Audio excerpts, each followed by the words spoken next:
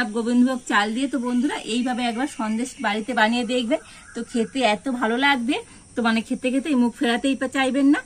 আজকের এই কাঁচা চালের সন্দেশটা অসম্ভব সুন্দর হয়েছে, মানে দেখতে যেমন সুন্দর হয়েছে আর এই মিষ্টিগুলো খেতে তো বন্ধুরা দুর্দান্ত হয়। আর কতটা দানাদার হয়েছে দেখুন বন্ধুরা। তো একটা মিষ্টি আপনাদেরকে এইভাবে ভেঙেও দেখাচ্ছি ভিতর থেকে কতটা সুন্দর হয়েছে, হয়েছে একেবারে কিন্তু দানাদার।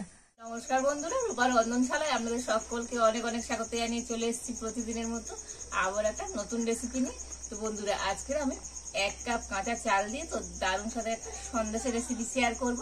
আর এই সন্দেশটা বানানো যেমন সহজ, খেতে বন্ধুরা দুর্দান্ত হয় আর স্বাদে গন্ধে তো ভরপুর।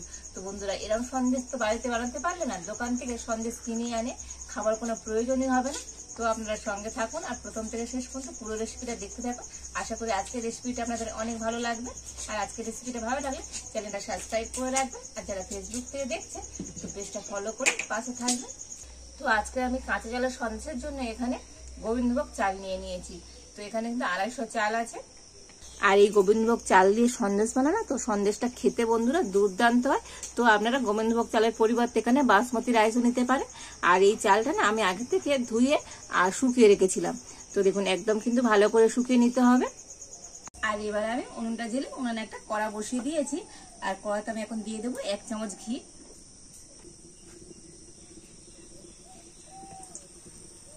তো বন্ধুরা এখানে আপনারা ঘিয়ের পরিবর্তে সাদা তেলও দিতে পারেন।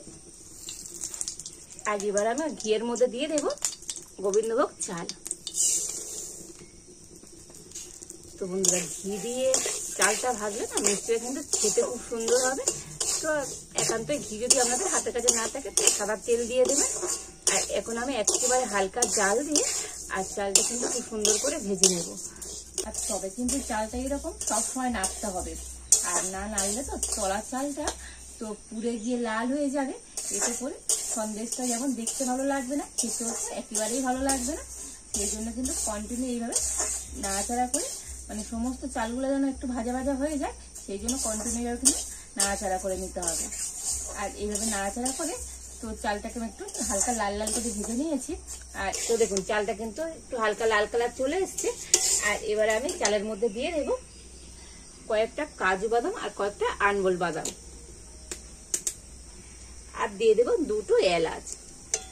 তো এই বাদাম আর এলাচটাও চালের সাথে কিন্তু একটু ভেজে নেব। তো দেখুন চালটাকে তো আরো একটু ভেজে নিয়েছি, আর দেখুন আগের থেকেও একটুখানি লাল করে ভেজে নিয়েছি। তো দেখুন এইভাবে করে কিন্তু একটু লাল লাল করে ভেজে নিতে হবে। আর এবার আমি চালটা নামিয়ে নেব।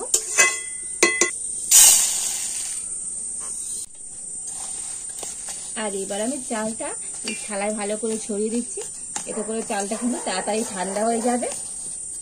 আর এবার আমি কড়াতে দিয়ে দেবো দুধ। তো এখানে আমি 500 গরুর দুধ নিয়েছি, আর 250 চালের জন্য আমি এখানে 500 দুধ নিয়েছি। আর এই দুধটা এখন আমি কড়াতে দিয়ে দেব।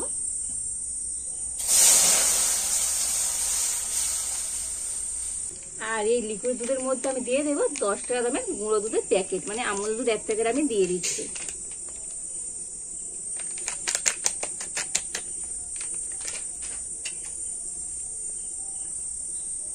আর এবার আমি গুঁড়ো দুধটা লিকুইড দুধের সাথে ভালো করে গুলে নেব। তো বন্ধুরা লিকুইড দুধের সাথে একটু গুঁড়ো দুধ দিলে না দুধটা যেমন তাড়াতাড়ি ঘন হয়ে যাবে, আর সন্দেশটা খেতেও কিন্তু আরো সুস্বাদু হবে। আর এবার আমি দুধটাকে কিন্তু একটু ভালো করে ফুটিয়ে নেব, মানে একটু ফুটিয়ে ঘন করে নেব। তো দুধটাকেও কিন্তু চাল দিয়ে আর একটু ফুটিয়ে কমিয়ে নিয়েছি। তো বন্ধুরা এই কাঁচা চাল দিয়ে না এত সুন্দর যে সন্দেশ বানানো যায়, তো আপনারা পুরো রেসিপিটা না দেখলে বিশ্বাস করতে পারবেন না। আর এই সন্দেশটা খেতে বন্ধুরা দুর্দান্ত হয়, দারুণ লোভনীয় হয়। আর আপনাদের বাড়িতে যখনই মিষ্টি খেতে ইচ্ছা হবে তো আপনারা কিন্তু খুবই ঝটপট এইরকম গোবিন্দভোগ চাল দিয়ে আর সন্দেশটা কিন্তু বানিয়ে নিতে পারবেন। আর দেখুন দুধটাকে ফুটিয়ে একটু কমিয়ে নিয়েছি, আর দুধটা একটু আগের থেকে ঘন হয়ে গিয়েছে। আর এবার আমি দুধের মধ্যে দিয়ে দেব লাল বাতাসা। তো এখানে আমি 100 গ্রাম বাতাসা নিয়েছি। তো বন্ধুরা 250 চালের জন্য আমি এখানে 100 গ্রাম বাতাসা দিয়ে দিচ্ছি। মানে আমি একটু হালকা মিষ্টির জন্য 100 গ্রাম বাতাসা দিলাম। আর আপনারা যদি একটু মিষ্টি বেশি পছন্দ করেন তো এখানে 150 গ্রামের মতো বাতাসা দিয়ে দেবে। আর এই বাতাসাটা দিলে তো সন্দেশটা কিন্তু লাল হবে, মানে দেখতে ভালো লাগবে। তো বন্ধুরা আপনারা বাতাসার পরিবর্তে এখানে গুড় কিংবা চিনি ক্যারামেল করেও দিতে পারেন, তাতে করেও হবে। আর এখন আমি আবার একটু দুধটাকে ফুটিয়ে নেব আর বাতাসাকে এইভাবে গলিয়ে নেব। তো দুধটা ওদিকে জাল দিতে দিতে এদিকে কিন্তু চালটাও কিন্তু ভালো মতো ঠান্ডা হয়ে গিয়েছে। এবার আমি চালটাকে গুঁড়ো করে নেব। তার জন্য একটা মিক্সি জার নিয়ে নিয়েছি আর এখন আমি এই চালটা মিক্সি জারের মধ্যে নিয়ে নেব। তো আপনারা চাইলে শিলনোড়াতেও কিন্তু চালটা গুঁড়ো করে নিতে পারেন।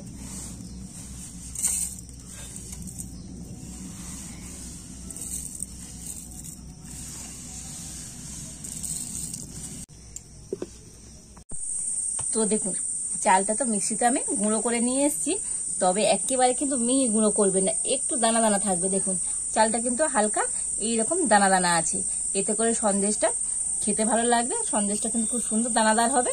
তো চালটাকে কিন্তু এইভাবে গুঁড়ো করে নিতে হবে। আর এবার আমি এইরকম একটা চৌকো আকারে পাত্র নিয়ে নিয়েছি আর সন্দেশটা কিন্তু আমি এর মধ্যেই বানাবো। তো দেখুন আর একটা এরকম সাদা পিসটা মানে খাতার পিসটা আমি এইভাবে মাপ করে কেটে নিয়েছি। তো আপনাদের কাছে বাটার পেপার থাকলে বাটার পেপারও দিতে পারেন। আর এই সাদা পিসটা এই পাত্রের মধ্যে আমি এইভাবে দিয়ে দেব। দেখুন সাদা কাগজটা আমি এইভাবে দিয়ে দিয়েছি আর এই সাদা কাগজের উপর একটুখানি আমি ঘি দিয়ে দেব। একটু ঘি এরকম এই সাদা কাগজটা খুব ভালো করে লাগিয়ে দেব, এতে করে সন্দেশটা তৈরি হওয়ার পর তো তুলতে কিন্তু সুবিধাই হবে। তো দেখুন সাদা কাগজের উপরে খুব সুন্দর করে আমি ঘি লাগিয়ে দিয়েছি। আর দেখুন এদিকে বাতাসা দিয়েও দুধটা কিন্তু আরেকটু ফুটিয়ে নিয়েছি। আর এবার আমি দিয়ে দেবো গোবিন্দভোগ চালটা, সুতির চালটা আমি গুঁড়ো করে নিয়ে এলাম। সুতির চালটা অল্প অল্প করে দেবো আর এইভাবে নাড়তে থাকবো।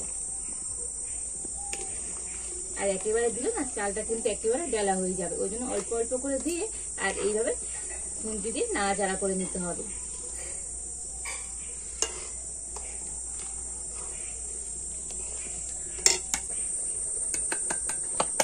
তো দেখুন সমস্ত গোবিন্দভোগ চালটা দিয়ে দিয়েছি আর এবার আমি কন্টিনিউ নাড়াচাড়া করে নেবো। আর এইভাবে নাড়াচাড়া করে নিলে না চালটা কিন্তু তাড়াতাড়ি খুবই শক্ত হয়ে যাবে। তবে এই সময় উনুনের জালটা কিন্তু একেবারে হালকা দিতে হবে, হালকা জাল দিয়ে কন্টিনিউটা নাড়াচাড়া করে একটু টাইট করে নেবো, মানে একটা শক্ত ডো তৈরি করে নিতে হবে। আর চালটা একটু হালকা দিলে কি হবে বলুন তো, চালটাও কিন্তু ভালো মতো সিদ্ধ হয়ে যাবে। আর দেখুন কন্টিনিউ নাড়াচাড়া করতে করতে চালটা কতটা টাইট হয়ে গিয়েছে। তো এইভাবে কিন্তু আর একটু নাড়াচাড়া করে আর একটু টাইট ডো তৈরি করে নিতে হবে। তো দেখুন কন্টিনিউ নাড়াচাড়া করে না এটাকে কিন্তু এরকম টাইট করে নিতে হবে। দেখুন কতটা টাইট হয়ে গিয়েছে। দেখুন এইভাবে করে কিন্তু সন্দেশের পাকটা রেডি করে নিতে হবে। আর আজকে সন্দেশের পাকটা কিন্তু আমার একেবারে রেডি। আর এটাকে এখন আমি নামিয়ে নেব। আর এদিকে আমি যে পাত্রটা রেডি করে রেখেছিলাম তো মিশ্রণটা নিয়ে সেই পাত্রের মধ্যে দিয়ে দেব।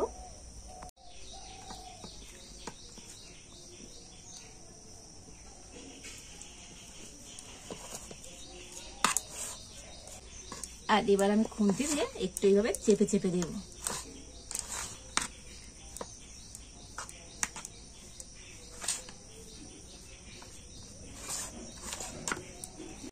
আর দেখুন একটা চামচ দিয়ে উপরটা কিন্তু মানে খুব সুন্দর করে আমি সমান করে দিয়েছি। আর এটাকে এখন আমি একটু ঠান্ডা করে নেব। তো মোটামুটি আমি এরকম আধ ঘন্টা রেখে দিচ্ছি। তো আধ ঘন্টা রাখলেই কিন্তু এটা খুব সুন্দর ঠান্ডা হয়ে যাবে। তো আধ ঘন্টা পর আপনাদের দেখাবো আজকের এই গোবিন্দভোগ চালের সন্দেশটা কেমন হয়েছে।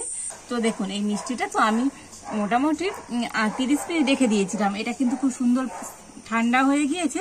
আর ঠান্ডাতে দেখুন কতটা টাইটও হয়ে গিয়েছে, তো দেখেই বুঝতে পারছেন কতটা টাইট হয়ে গিয়েছে। আর এবারে আমি একটা থালা এর মুখে উবুর করে দিয়ে এটাকে উল্টে দেব, দিয়ে একটু ঘা মেরে নেব।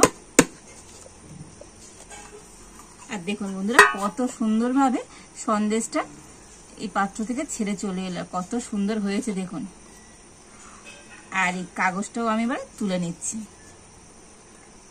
দেখেছেন তো বন্ধুরা আজকের এই কাঁচা চালের সন্দেশটা কতটা সুন্দর হয়েছে। তো অসম্ভব সুন্দর হয়েছে, দারুণ লোভনীয় হয়েছে। আর এবার আমি এটাকে কেটে নেব।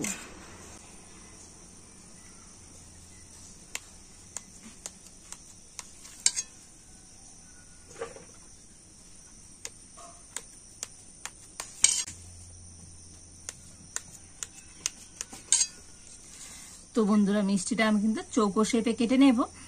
তো আপনারা আপনাদের পছন্দ মতো শেপ দিয়ে তো এই মিষ্টিটা কেটে নিতে পারেন।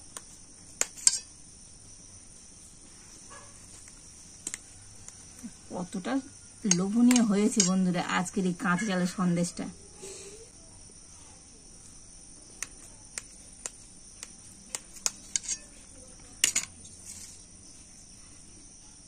দেখুন বন্ধুরা কতটা সুন্দর আর কতটা লোভনীয় হয়েছে আজকের এই গোবিন্দভোগ চালের সন্দেশগুলো, অসম্ভব সুন্দর হয়েছে। তো দেখুন বন্ধুরা প্রত্যেকটা সন্দেশ কতটা লোভনীয় হয়েছে।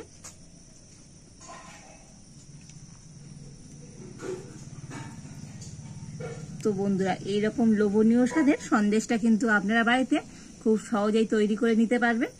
আর খুব তো বেশি উপকরণ লাগে না, তো 2-1টা উপকরণ দিয়েই কিন্তু এই সন্দেশটা আপনারা বাড়িতে তৈরি করে নেবেন। তো যখনই আপনাদের মিষ্টি খেতে ইচ্ছে হবে তো বাড়িতে কিন্তু খুব সহজে এই কাঁচা চাল দিয়ে সন্দেশটা বানিয়ে দেখবেন বন্ধুরা।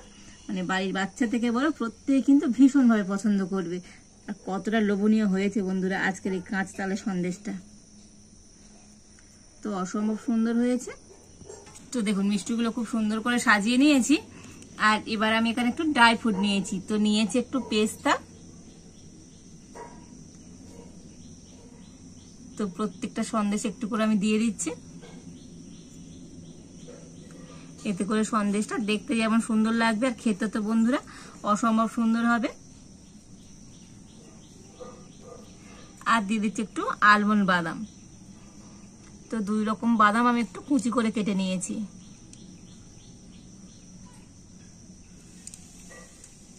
আর দেখুন একটু ড্রাই ফ্রুট দিয়ে সাজিয়ে নিতে আর কতটা সুন্দর দেখতে হয়েছে বন্ধুরা আজকের এই গোবিন্দভোগ চালের সন্দেশটা, অসম্ভব সুন্দর লাগছে। 1 কাপ গোবিন্দভোগ চাল দিয়ে তো বন্ধুরা এইভাবে একবার সন্দেশ বাড়িতে বানিয়ে দেখবেন, তো খেতে এত ভালো লাগবে, তো মানে খেতে খেতে মুখ ফেরাতেই চাইবেন না। আর মুখে দেওয়ার সাথে সাথে তো মিলিয়ে যাবে, কতটা সুন্দর হয়েছে দেখুন বন্ধুরা আজকের এই কাঁচা চালের সন্দেশটা, অসম্ভব সুন্দর হয়েছে।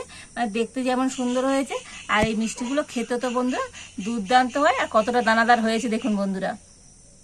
তো একটা মিষ্টি আপনাদেরকে এইভাবে ভেঙেও দেখাচ্ছি, ভিতর থেকে কতটা সুন্দর হয়েছে, হয়েছে একেবারে কিন্তু দানাদার।